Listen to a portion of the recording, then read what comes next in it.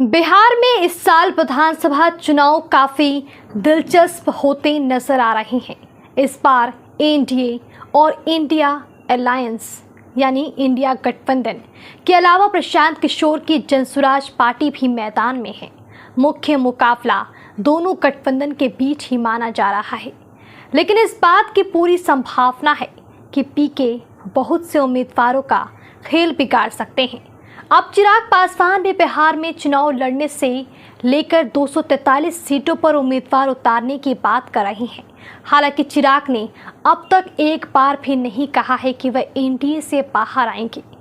अब यह सिर्फ उनकी महत्वाकांक्षा है या पर्दे के पीछे से कोई डील हुई है। आंध्र प्रदेश में बीजेपी ने चंद्रबाबू नायडू की पार्टी टीडीपी पवन कल्याण की जनसेना के साथ मिलकर चुनाव लड़ा था। नतीजों के बाद नायडू सीएम और पवन कल्याण डिप्टी सीएम बनी थी। हालांकि चिराग यहां भूल रही हैं कि बीजेपी की आंध्र प्रदेश में जो ताकत है उसकी तुलना में वह बिहार में काफ़ी मजबूत है। दूसरी बात, चिराग पासवान की लोकप्रियता पवन कल्याण जैसी नहीं है। हालांकि राजनीतिक गलियारों में बीजेपी और चिराग पासवान के बीच आपसी सहमति से समझौते की बात से भी इनकार नहीं किया जा रहा है। चिराग पासवान ने 2020 में गठबंधन से अलग होकर विधानसभा चुनाव लड़ा था और उनकी पार्टी को करारी हार मिली थी। हालांकि चुनाव नतीजों ने यह जरूर स्पष्ट कर दिया कि चिराग की वजह से जेडीयू को काफ़ी नुकसान हुआ था।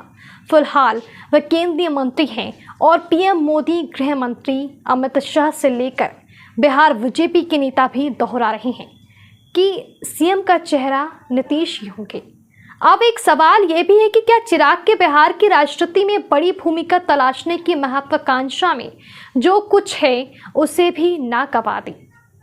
हालांकि अब तक चिराग ने अपने पत्ते नहीं खोले हैं और घुमा फिरा कर ही अपनी बात कह रहे हैं। बिहार चुनाव के तारीखों के ऐलान के बाद शायद ये सारी तस्वीर साफ हो जाएगी। बाकी इस खबर को लेकर आपकी क्या राय है, हमें कमेंट करके ज़रूर बताएं। अगर आपने हमारे चैनल को सब्सक्राइब नहीं किया है तो हमारे चैनल को सब्सक्राइब कर लें। धन्यवाद।